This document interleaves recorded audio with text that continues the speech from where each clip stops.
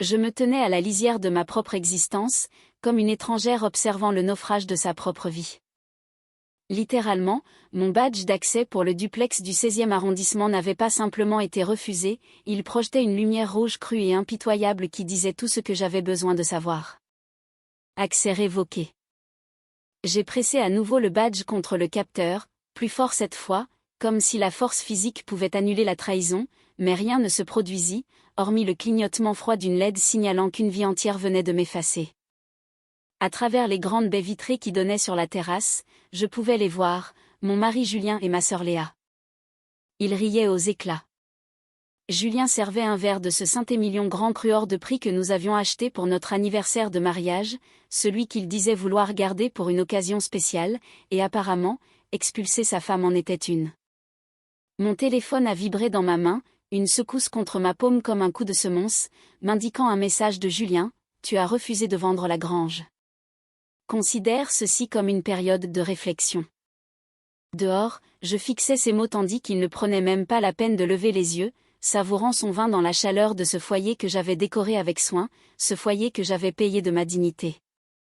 Alors que je restais plantée dans le couloir comme une intruse, la réalisation ne m'a pas frappée d'un coup, elle s'est infiltrée lentement, froide et anesthésiante. J'étais enfermée dehors, non seulement hors de l'appartement, mais hors de mon mariage, de ma sécurité et de mon avenir.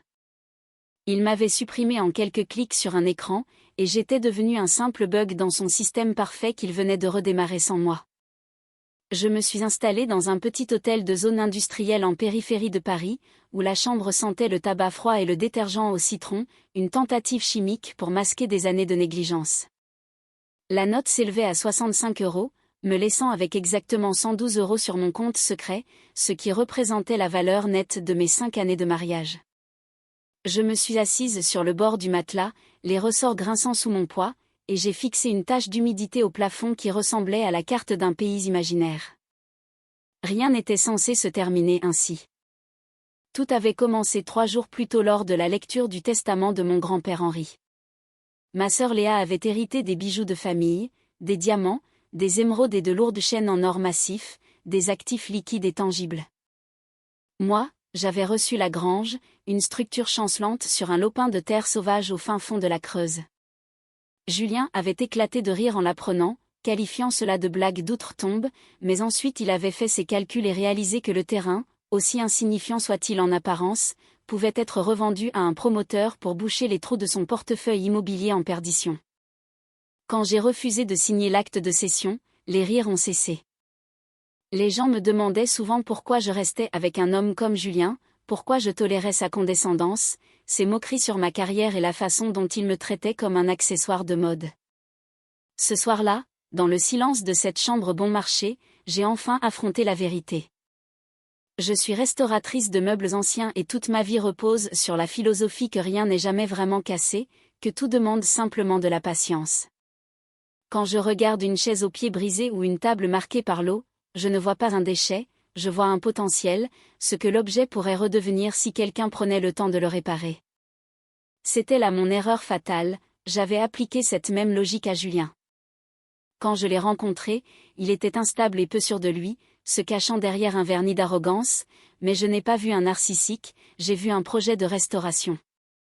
Je pensais qu'en ponçant ses angles bruts, en appliquant le vernis de mon soutien indéfectible et en renforçant son caractère fragile avec ma propre force, il deviendrait l'homme qu'il prétendait être.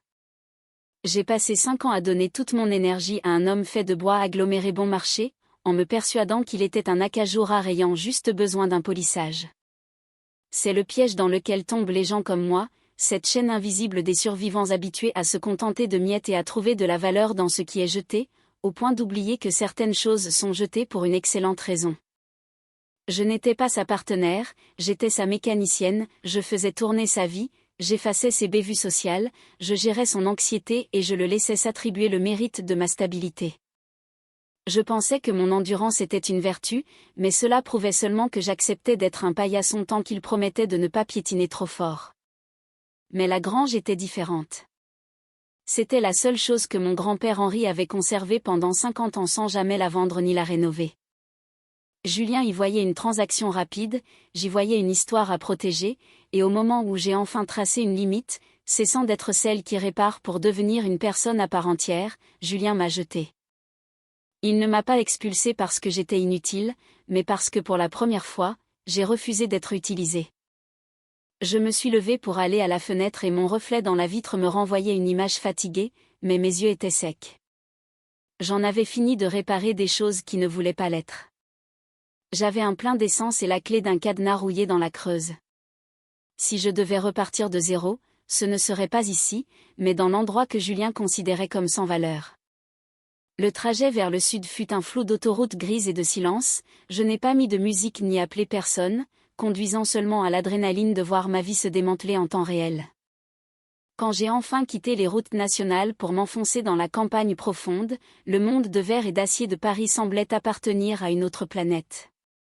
Ici, l'air sentait la terre humide et le feu de bois, l'odeur de mes étés d'enfance avec mon grand-père, un parfum qui autrefois signifiait la sécurité mais qui, aujourd'hui, ne sentait que le déclin.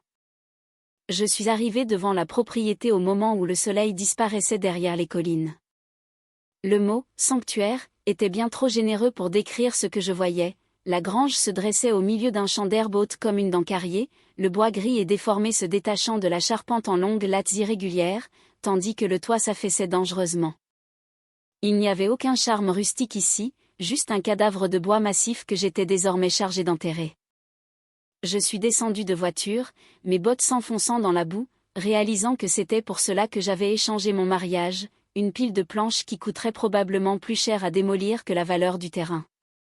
Pendant un instant, une vague de nausée m'a submergé, me faisant craindre que Julien ait raison, que je ne sois qu'une idiote sentimentale s'accrochant à des ordures. C'est alors que mon téléphone a vibré, 3 fois.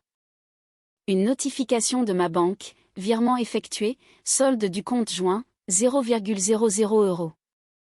J'ai fixé l'écran, les chiffres se brouillant, il ne m'avait pas seulement mise à la porte, il m'avait liquidé. J'ai ouvert l'application, mes doigts tremblants d'une rage froide et précise. Il avait transféré chaque centime, 45 000 € d'économie commune, vers un compte privé inaccessible, avec pour seul libellé, protection des actifs. Une notification de réseau social est apparue, c'était Julien, qui ne postait jamais sitôt sauf pour annoncer une affaire conclue. J'ai cliqué. C'était une photo de lui dans notre salon de Paris, une coupe de champagne à la main, avec Léa en arrière-plan riant et portant l'un de mes foulards en soie, accompagné d'une légende brutale, enfin débarrassée de l'encombrement. On s'entoure maintenant de gens qui comprennent la vision. L'encombrement. C'est ce que j'étais pour lui, un débris à balayer pour que la pièce soit plus propre pour les nouveaux invités. Un message vocal est arrivé et j'ai écouté la voix de Julien, ce ton patronal et onctueux qu'il utilisait pour expliquer des concepts simples à des clients difficiles. « Clara, je vois que tu es en route pour la Creuse. C'est bien, reste-y. J'ai parlé à mes avocats. Puisque tu as refusé de vendre le terrain pour couvrir les problèmes de liquidité de mon cabinet, j'ai dû prendre des mesures pour assurer mon propre avenir financier. Ne t'avise pas de revenir à l'appartement, tes affaires sont déjà dans des cartons. Au fond, c'est logique que tu finisses dans cette grange, tu es une collectionneuse de vieilleries, Clara, exactement comme ton grand-père. Tu t'accroches à des choses mortes et tu entraînes tout le monde dans ta chute. Signe la procuration ou je t'attaque pour abandon du domicile et négligence. Grandis un peu. La communication a coupé. Le vent hurlait à travers les fentes de la grange, un son creux et lugubre. J'ai regardé à nouveau la structure pourrissante. Julien y voyait un passif, un tas de détritus, une chose morte. Mais je suis une restauratrice. Je connais la différence entre la pourriture et la patine, je sais que parfois les couches les plus laides ne sont que des protections pour ce qui se cache en dessous. Julien pensait m'avoir tout pris, il pensait avoir gagné parce qu'il détenait le compte bancaire et l'appartement, mais debout dans la boue avec 0 € et une grange délabrée, je ne me sentais pas vaincu, je me sentais focalisé. Il voulait parler de valeur ? Très bien. Voyons ce que cette grange vaut réellement. Je n'avais pas la clé, Julien ayant gardé le trousseau principal dans son coffre-fort, mais je n'en avais pas besoin. Je suis retourné à ma voiture pour prendre un démonte-pneus et je me suis approché du lourd cadenas rouillé qui fermait les doubles portes. Il était soudé par des décennies d'humidité, mais je n'ai pas hésité. J'ai frappé de toutes mes forces, évacuant 5 ans de frustration. Au troisième coup, le métal a cédé dans un cri strident. J'ai poussé les portes pesantes qui gémissaient sur leurs gonds jusqu'à révéler une caverne d'obscurité. L'odeur m'a frappé en premier, un mélange de foin sec, de vieille huile moteur et quelque chose de métallique. Ce n'était pas l'odeur de la décomposition, mais celle de la préservation. J'ai allumé la lampe de mon téléphone, le faisceau tranchant la poussière qui dansait dans l'air. La grange n'était pas vide. Au centre, une forme massive était recouverte d'une lourde bâche en toile cirée tachée d'huile, tel un monstre endormi. J'ai saisi un coin de la bâche, rigide sous l'effet du temps, et je l'ai tiré vers l'arrière. Quand la poussière est retombée, j'ai laissé tomber ma lampe qui a éclairé la calandre d'un fantôme, une Shelby GT500 de 1967. Pas une réplique, pas un kit, mais la vraie Eleanor, peinte d'un gris anthracite menaçant avec 2 bandes de course noires au centre, et elle était impeccable. J'ai passé ma main sur l'aile, le métal était froid, lisse et parfait, sans une trace de rouille. Mon grand-père l'avait gardé dans une bulle à l'abri du monde et surtout à l'abri de la famille. Je me suis glissé à l'intérieur, l'habitacle sentant le cuir vintage, et j'ai saisi le volant en bois, ayant l'impression de serrer la main d'une légende. Dans la boîte à gants, j'ai trouvé une enveloppe épaisse contenant le titre de propriété daté d'il y a 3 semaines, signé à mon nom par Henri juste avant sa mort, accompagné d'un mot manuscrit, « Clara, Julien aime ce qui brille, il pense que la valeur est ce qu'on peut exhiber dans une soirée. Toi, tu sais que la vraie valeur ne crie pas, elle attend. » Cette voiture fut ma première grande restauration, je l'ai achetée pour rien quand tout le monde voulait les nouveaux modèles. Je l'ai gardée pour toi parce que tu es la seule à savoir conduire une boîte manuelle et la seule à comprendre que les meilleures choses exigent du travail. Conduis-la comme si tu l'avais volée. Je t'aime, grand-père. Un rire nerveux a éclaté dans ma gorge, se transformant en un sanglot de soulagement. Julien m'avait traité de collectionneuse de débris, il m'avait chassé pour un terrain qu'il estimait à 50 000 €, sans savoir qu'une GT500 d'origine dans cet état valait entre 1 et 2 millions d'euros. Je n'étais pas fauchée, j'étais assise dans un ticket de loto gagnant. J'ai mis la clé dans le contact et le moteur n'a pas seulement démarré, il a rugi, un grognement viscéral qui a fait vibrer mes os. En passant ma main sous le siège passager, j'ai senti un loquet métallique boulonné au plancher, un coffre-fort soudé au châssis. J'ai utilisé la petite clé en laiton qui restait sur mon trousseau. À l'intérieur se trouvaient des liasses de billets de 100 €, près de 250 000 € en liquide, de quoi recommencer ma vie, mais c'est le second objet qui m'a coupé le souffle, un porte-documents en cuir contenant des certificats d'action d'origine de La Fontaine Immobilier, le conglomérat qui possédait la moitié des bureaux de prestige à Paris.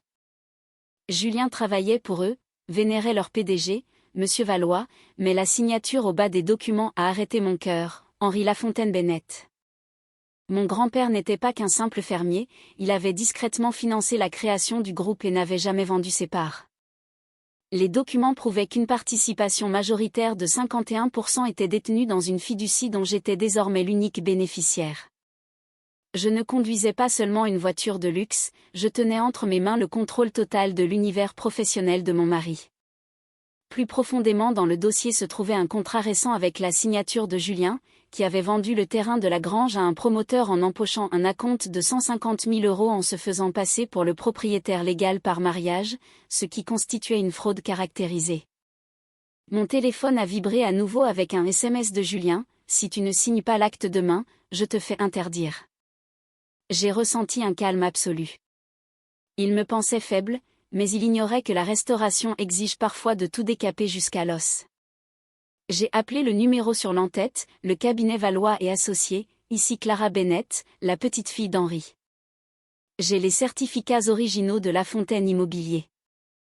Après un silence et un tapotement frénétique sur un clavier, la secrétaire m'a répondu que Monsieur Valois attendait mon appel depuis longtemps. Dès le lendemain, la machine de représailles était lancée. Valois a confirmé que Julien ne possédait rien et qu'il n'avait voté par procuration qu'en mon nom jusque-là. Je l'ai tout, ai-je ordonné. En quelques heures, le monde de Julien s'est effondré, ses comptes ont été bloqués et la transaction immobilière signalée pour fraude. Ces messages ont viré à la panique, puis à l'hystérie. Le jour suivant, je suis entré dans la salle du conseil d'administration dans un tailleur neuf. Julien était en train de bafouiller des excuses quand les portes se sont ouvertes. « Asseyez-vous » a dit Valois, la sécurité travaille pour l'actionnaire majoritaire désormais. J'ai posé le dossier sur la table sous les regards médusés du conseil. Je suis Clara Bennett et je détiens 51% de La Fontaine Immobilier. Julien a ri nerveusement, disant que j'étais instable, mais je lui ai simplement glissé le contrat de vente frauduleux sous les yeux en précisant que le dossier était déjà entre les mains du procureur. Un vote de défiance a été lancé et chaque main s'est levée. Julien hurlait tandis que la sécurité l'escortait vers la sortie, ne comprenant toujours pas que l'intégrité a bien plus de valeur que l'argent. 2 semaines plus tard, j'ai vendu mes parts pour une fortune, ne gardant que la grange et la Shelby. J'ai créé la Fondation Bennett pour préserver l'artisanat et les métiers de la restauration. En roulant sur une route de campagne, les vitres baissées et le moteur vrombissant, j'ai enfin compris qu'on n'est jamais un personnage secondaire dans l'histoire de quelqu'un d'autre. Parfois, il faut briser le cadenas pour découvrir la vérité qui sommeille en nous. J'ai passé la